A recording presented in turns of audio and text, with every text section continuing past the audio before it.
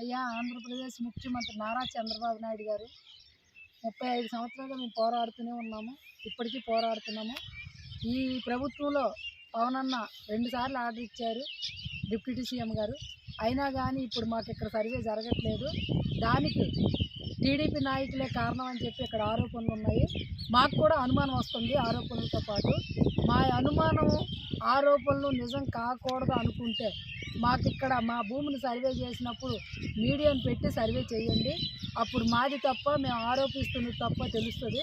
మాకు న్యాయం చేస్తారని మీరే అన్నారు. అసెంబ్లీ వేదికగా పేదలకు న్యాయం చేస్తాను, ఎవరు భూములు వాళ్ళకి ఇస్తాను, ఎంతటి వాళ్ళు ఉన్నా వదిలిపెట్టను అని మీ టీడీపీ నాయకులు పెద్దవాళ్ళు ఉన్నారంట. మా ప్రాణాల మీదకి వచ్చింది. అయినా మాకు పర్వాలేదు.